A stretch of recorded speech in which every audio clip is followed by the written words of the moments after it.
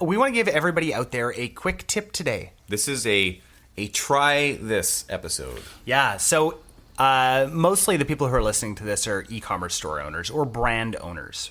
Right. So let's talk about something that I don't see enough people using. Dynamic product ads. Now, this is not dynamic creative. I am not a fan of dynamic creative. Never have been, never will be. We've tested it, and I found I just don't like it. This is dynamic product ads. Also known as DPAs. Yeah, so from now on, we're going to call it a DPA. Okay, if you can get on board with that, then keep listening. If you can't get on board with that, then turn this podcast off right now. Still give us a 5-star rating. Okay? 5-star rating. This is the best DPA podcast you've ever heard. So let's talk about why you would test DPAs, first of all. Jordan, I have a question. Yeah? Why would you test DPAs? Well, I'll tell you why you'd test DPAs. So dynamic product ads will test different products within a product set within a catalog.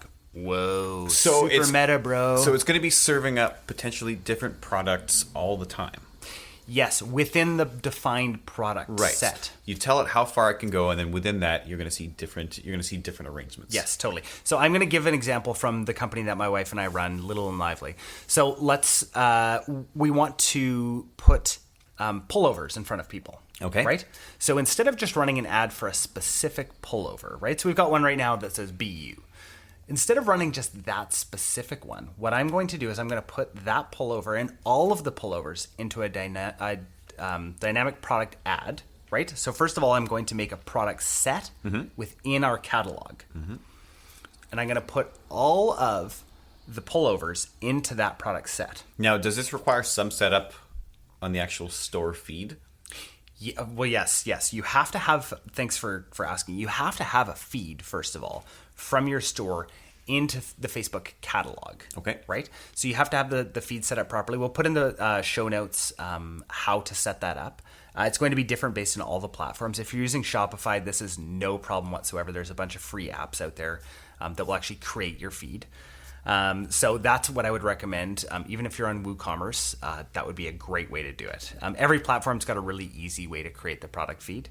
So make sure also that product feed is hooked up to your pixel, right? Those two have to be connected, right? So that when people come to the specific product, they're actually going to then be retargeted with that product afterwards. Genius, yeah. Right? We're going to test different product sets. So one that works really well, so we talked about the pullovers, right? We're going to actually just serve that up. And what Facebook's going to do is it's going to figure out which ones people are actually clicking on and liking and purchasing from, right?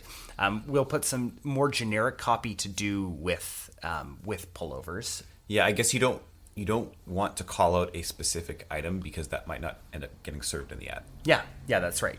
But you can also do some interesting things with dynamically inserting the product name, the price, all of that sort of stuff into there, which is great.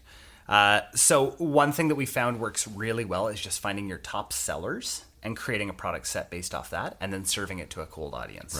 Right? So like we've talked about in previous episodes, I believe it was episode 5 or 6 that we talked about being able to acquire a customer at a certain amount. Well, these are just cold ads that we're serving up, right? And they're dynamic product ads. So they're swipeable. So people can actually shop through your entire inventory or all of your top sellers right within Facebook. It's without even leaving the platform. Yeah. So they can just swipe right through. And then once they see something that interests them, boom, they're straight over to your website. Dynamic product ads are amazing for cold prospecting. And I really like how you said you set up one for top sellers because you're basically making the odds the best that they possibly could be. You know, we don't know these customers don't know us, but we know that customers buy these the most. So we're going to introduce the top sellers, things that people are most likely to buy anyway, to brand new customers. And realistically, that's probably going to be what they want to buy first. Totally. Genius. And then from there, we're going to get them onto our website. And from there, we're going to pixel them and be able to retarget them with maybe some other copy, some other creative. We've talked about how important different creative is and refreshing your creative. So yeah, dynamic product ads, I can't say enough. The action item for today is for you guys to go out there and create a product set from your products and then run it to a cold audience and see how that does. If you guys aren't running DPAs right now, and you're not running to your computer to start doing DPAs, right now, then I don't know what to tell you, because I think this has been an amazing little try this point here. Yeah. So, Try it. like Shonald said, try this. Try it yesterday.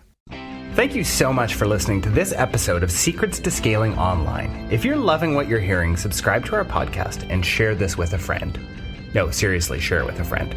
No, if you don't, I'm going to find you and I'm going to make you profitable. Got it? No, seriously.